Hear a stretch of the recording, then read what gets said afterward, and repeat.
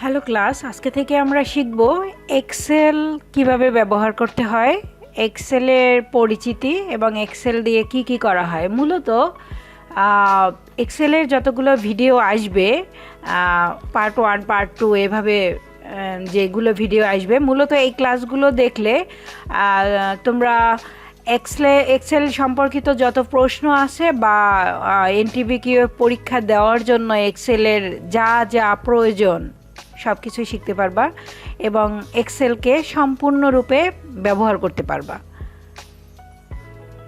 তাহলে চলো শুরু করা যাক আমাদের ক্লাস। আমরা যে আজকে এক্সেলের যে পপ আপটি দেখতে পাচ্ছি, এটি হচ্ছে গিয়ে আমার মাইক্রোসফট অফিস 2010 ব্যবহার করতেছি আমি। এইখানে একটা লাল দাগ আছে দেখতে পাচ্ছি আমরা টাইটেল বারে। এই লাল দাগটা থাকার কারণ হচ্ছে গিয়ে আমি ফাইলটাকে ক্র্যাক করে নেইনি, এই কারণে আসলে মূলত তোমাদের এই লাল দাগটা নাও থাকতে পারে যদি তোমাদের ফাইলটা ক্র্যাক করা থাকে। আচ্ছা, তাহলে দেখি আমরা প্রথমে কি আছে এক্সেলের। প্রথমে যে এক্স লেখা যে অংশটা আছে এটাকে মূলত বলা হয় কন্ট্রোল মেনু বক্স।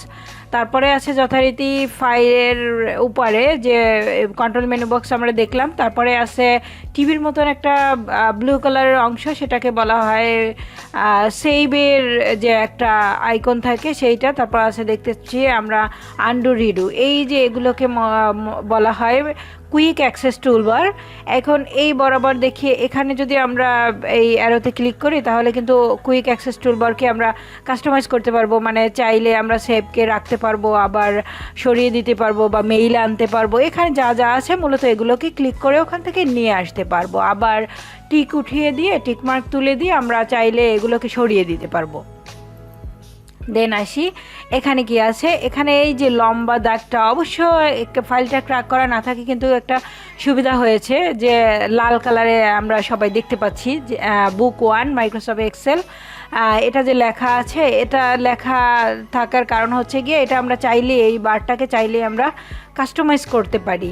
অর্থাৎ আমরা যদি আমাদের নামে এই ফাইলটাকে সেভ করি তাহলে কিন্তু এখানে বুক অন আর লেখা থাকবে না। যেমন তোমার নাম যদি রহিম হয়ে থাকে, যদি তুমি এই ফাইলটাকে রহিম নামে সেভ করো, সেই সেভ করা নাম অর্থাৎ তোমার নামটি কিন্তু এই টাইটেল বারেই শো করবে। আচ্ছা, এরপরে যথারীতি এই যে আছে ম্যাক্সিমাইজ, তারপর হচ্ছে গিয়া রেজিস্টার ডাউন বা মিনিমাইজ, রেজিস্টার ডাউন বা ম্যাক্সিমাইজ, আর পরে আছে ক্লোজ। এইটাকে কিন্তু বলা হয় একই সাথে উইন্ডো বার। এই তিনটাকে মিলিয়ে কিন্তু একই সাথে উইন্ডো বার বলা হয়। আচ্ছা, এখন আমরা কিন্তু এই মাইক্রোসফট এক্সেলের উপরের অংশটা শেখা হয়ে গেল মোটামুটি। তোমাদের যদি এর বাইরে কোনো প্রশ্ন থাকে তাহলে তোমরা কিন্তু আমাকে জানাতে পারো। আচ্ছা, এরপরে যে অপশনগুলো আছে অর্থাৎ সেটা হচ্ছে গিয়ে মেনু বার। দেখি কয়টা মেনু আছে আমাদের এক্সেলে। আমরা যেহেতু এক্সেল 2010 ব্যবহার করতেছি, তাহলে কয়টা মেনু আছে? ফাইল একটা, হোম একটা, ইনসার্ট একটা, পেজ লেআউট একটা, ফর্মুলাস একটা, ডাটা একটা, রিভিউ একটা, ভিউ একটা। তাহলে কয়টা হলো? একটা, দুইটা, তিনটা, চারটা, পাঁচটা, ছয়টা, সাতটা, আটটা। হ্যাঁ, 8টা মেনু আছে আমাদের কিন্তু এমএস এক্সেল 2010-এ।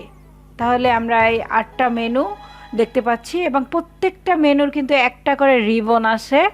আমরা কিন্তু এই প্রত্যেকটা মেনুর রিবন সম্পর্কেও জানবো।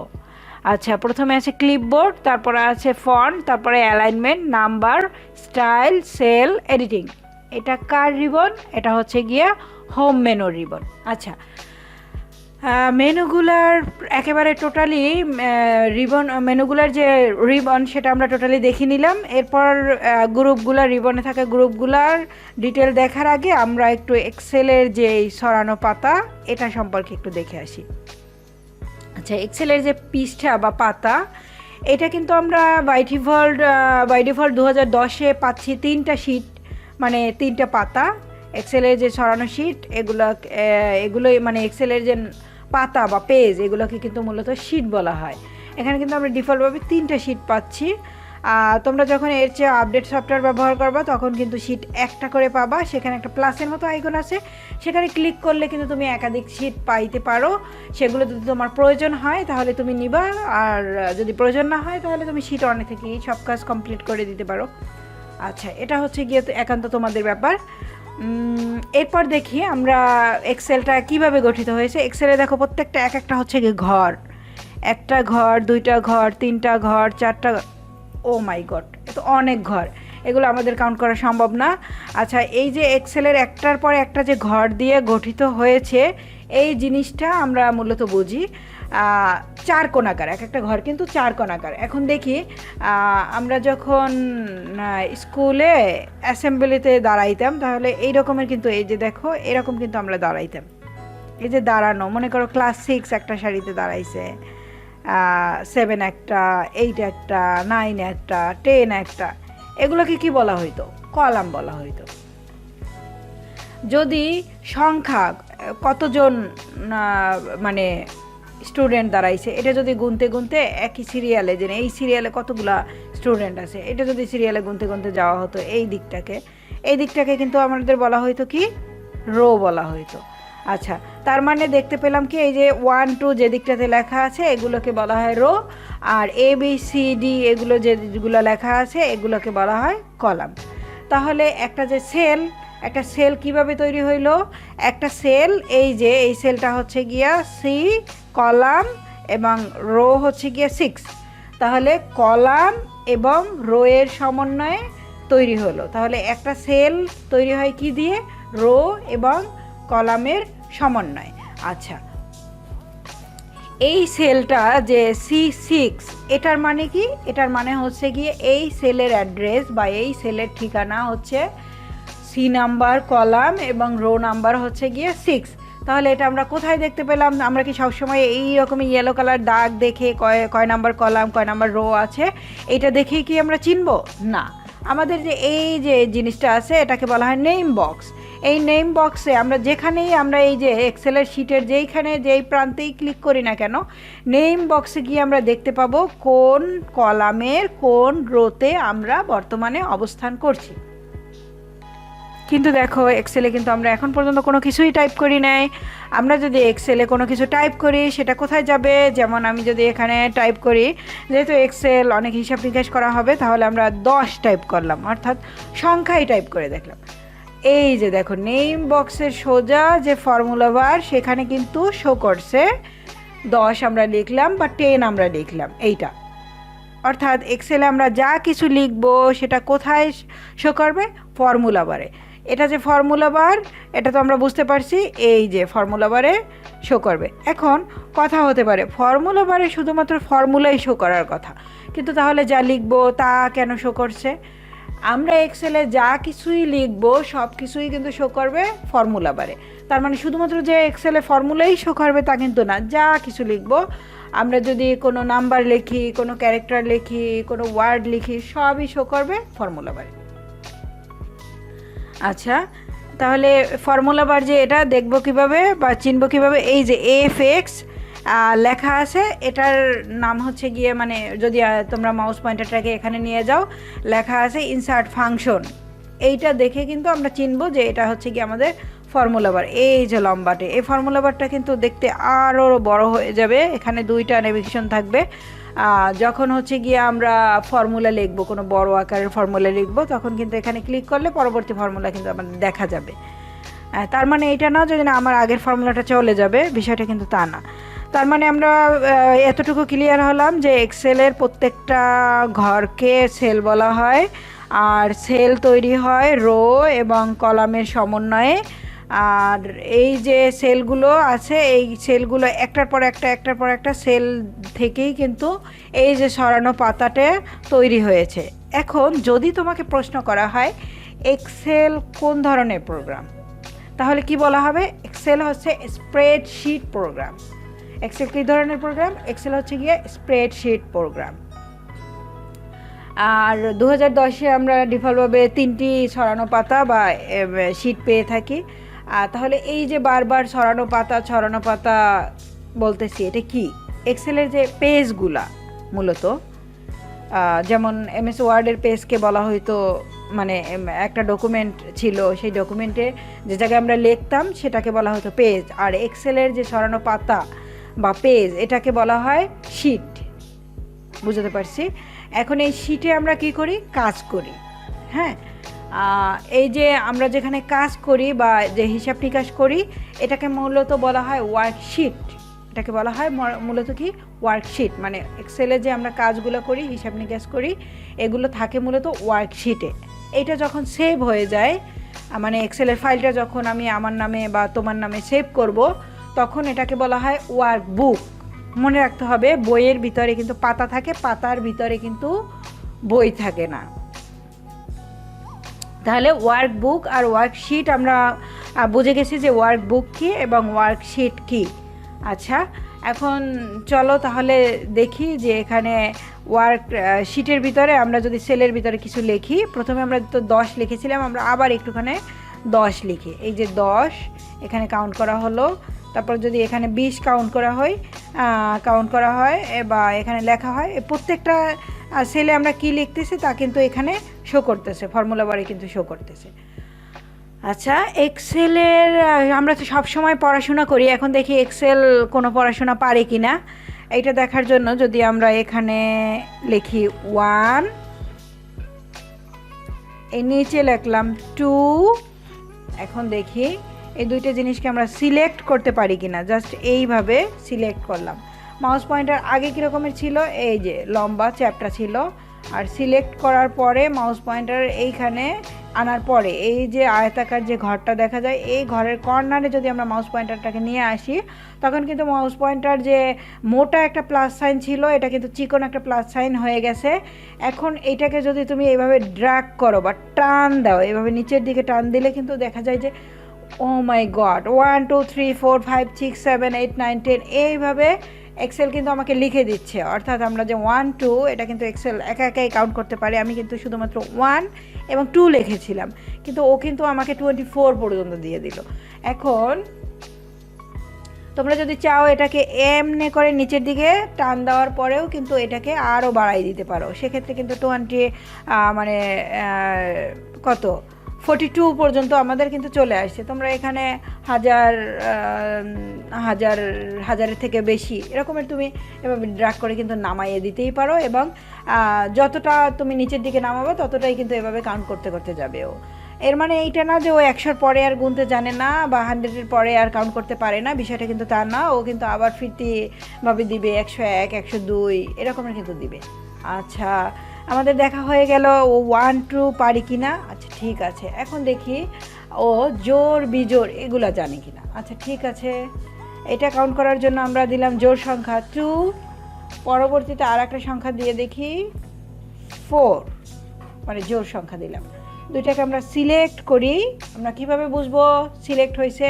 নিচের দিকটা যদি এরকম হালকা আকাশি কালারের হয় এবং উপরের দিকটা যদি এবার ব্ল্যাঙ্ক থাকে, এই কর্নারে ধরলে আমরা বুঝবো যে না, ওটা তো সিলেক্ট হয়ে গেছে। তারপর হচ্ছে কি এই কর্নার ধরে এইভাবে টান দিলে দেখি ও জোর বিজোর পারছি কি না। ওয়াও, পারছি কিন্তু 2 4 6 8 10।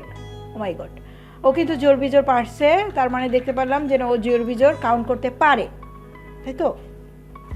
সরি, জোর কাউন্ট করতে পারে। এইবার দেখি বিজোর কাউন্ট করতে পারি কিনা। তার মানে 1 and 3 দিলাম, 3 1 এবং 3 দুইটাই দেখলাম এই যে কাউন্ট করতে পারি কিনা। জাস্ট এটাকে আবার ড্র্যাগ করে দেই। হ্যাঁ, তার মানে ও বিজোড় সংখ্যাকেও কাউন্ট করতে পারে। আচ্ছা ঠিক আছে, আমরা সংখ্যাগুলোকে এভাবে লিখে রাখি। দেখলাম কি ও 1 2 3 সবই কাউন্ট করতে পারলো। আচ্ছা, তাহলে এটা কী বরাবর কাউন্ট করলো? কলাম বরাবর কাউন্ট করলো। আচ্ছা, কলাম বরাবর এক্সেল কিন্তু 1 2 3 তারপর হচ্ছে গিয়ে জোড় বিজোড় এগুলো সবই কিন্তু কাউন্ট করতে পারলো। এখন যদি দেখি এক্সেল আর কি কি জানে। এক্সেল ধরি আমি এখানে যদি লিখি জানুয়ারি, ও সরি, দেখি জানুয়ারি না, আমি তার আগে জানুয়ারিতে যাওয়ার আগে যদি আমরা দেখি যে ABCD এগুলো পারি কিনা এক্সেল। আচ্ছা, এখানে লিখি, টাইপ করি A, এখানে টাইপ করি B। আমি কিন্তু জানি না এখন এক্সেল ABC পারি কিনা। জাস্ট আমরা সিলেক্ট করে যদি ড্র্যাগ করে টান দেই, না, সে তো ABCD জানে না পড়াশোনা। আচ্ছা ঠিক আছে, ABCD দিয়েই তো তৈরি হয় জানুয়ারি ফেব্রুয়ারি এগুলো। একটু লিখে দেখি জানুয়ারি ফেব্রুয়ারি এক্সেল পারি কিনা।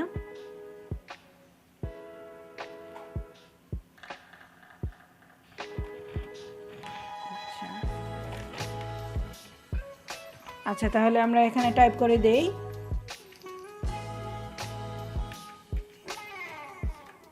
জানুয়ারি। আচ্ছা দেখি, জানুয়ারি লিখলাম। জানুয়ারি লেখার পরে এখন যদি আমরা এখানে ট্র্যাক করে টান দেই, দেখি ও পারি কিনা।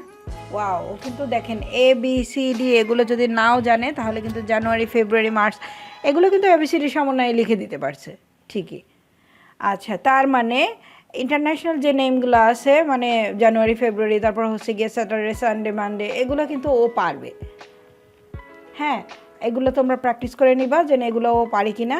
7 দিনের নামের পরে কিন্তু আবার ফিডব্যাক দিয়েছে পরবর্তী নামটা।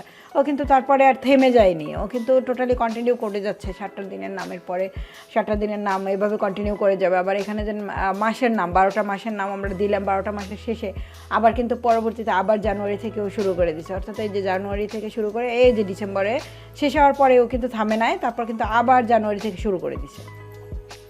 তার মানে ও কিন্তু কন্টিনিউয়াস এভাবে আমাদের কাজ দিয়ে যাবে। ভিডিও কিন্তু প্রচুর লম্বা হয়ে যাচ্ছে। আচ্ছা,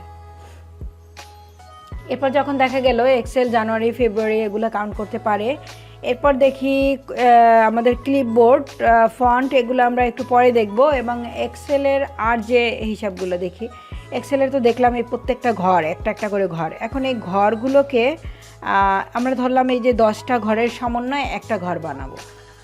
আমরা কিন্তু ধীরে ধীরে এক্সেলের যে রিবন, সেই রিবনে কিন্তু আমরা ঢুকে যাব। অর্থাৎ রিবনের যে কাজগুলো আছে, এই যে এতগুলো সেলকে ধরে আমরা একটা সেল, বড় একটা সেল বানানোর খুবই শখ হয়েছে।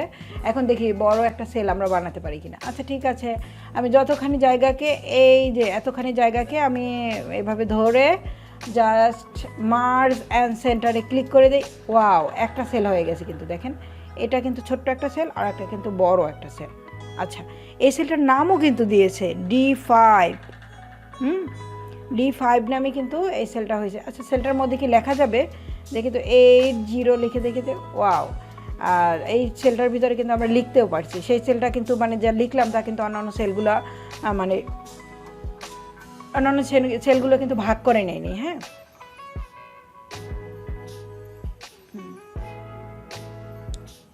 আমার ভিডিওর মাঝখানে মানে কথা পজ হয়ে যাওয়ার কারণ হচ্ছে গিয়ে মানে আমার ঠান্ডা লাগছে প্রচুর পরিমাণে, যে কারণে মানে কথা বলতে আর কি কষ্ট হয় এই। আচ্ছা, এখন দেখি যে আমরা ও কিন্তু লিখতেও পারছে। তার মানে এই যে সেলটা, অনেকগুলো সেল দিয়ে একটা সেল তৈরি করলাম, মানে মার্জ সেল করে একটা সেলে তৈরি করা, এটাকে বলা হয় কিন্তু মার্জ কথার মানে কি, অনেকগুলা ছোট ছোট ঘরকে একত্রিত করে একটা ঘরে পরিণত করাকে কিন্তু মার্জ সেল বলা হয়। মানে সেল বলতে কিন্তু এই ছোট ছোট এক একটা ঘর বোঝানো হয়েছে। আচ্ছা, এখন যদি দেখি যে না, আমার এই ঘরটাকে প্রয়োজন নাই, আমরা এই ঘরটাকে আবার যতগুলো ছোট ছোট সেল ছিল ওই ততগুলো সেলেই পরিণত করে দিতে চাই, এটা কি সম্ভব? হ্যাঁ সম্ভব। কিভাবে সম্ভব? তাহলে এই সেলটায় আমি থাকার পরে যদি আবার মার্জ অ্যান্ড সেন্টারে ক্লিক করে দেই, দেখেন এই যে ঘরগুলো ছোট ছোট ছিল সেই ঘরগুলো কিন্তু আবার পূর্বের অবস্থায় ফিরে গেছে। এবং ও যে প্রথম ঘরটা যে কাউন্ট করেছিল D5, ও কিন্তু সবসময় প্রথম যে সেলটা ওইটাকে কাউন্ট করে অনেকগুলো সেলকে মার্জ করে দেবে। তাহলে এই D5-এই কিন্তু আমাদের 80 লেখাটা চলে আসছে। এ থেকে আমরা কি ক্লিয়ার হলাম? এ থেকে আমরা ক্লিয়ার করলাম যে অনেকগুলো সেলকে একটা সেলে রূপান্তর করা যায় কিনা, অর্থাৎ সেলকে মার্জ করা যায় কিনা। এবং মার্জ করলে সেই সেলের নাম কি হবে? প্রথম যে সেলের নামটা ছিল সেই সেলটাই হবে। মার্জ করা সেলকে আবার আনমার্জ করা যায় কিনা? হ্যাঁ অবশ্যই, আপনি চাইলে অনেক ওয়েতে আনমার্জ করতে পারেন। যেহেতু আমি একদম যারা শুরুতে এক্সেল শুরু করবে, মানে শুরু থেকে এক্সেলকে শুরু করবে, তাদের জন্য ভিডিওটা তৈরি করেছি। তার জন্য শুধুমাত্র মার্জ অ্যান্ড সেন্টারে সেকেন্ড টাইম ক্লিক করে দিয়েছি, তারপরে লেখাগুলো অর্থাৎ সেলগুলো আনমার্জ হয়ে গেছে। আপনি চাইলে অন্যান্য উপায় অবলম্বন করেও কিন্তু সেলটাকে আনমার্জ করে দিতে পারেন।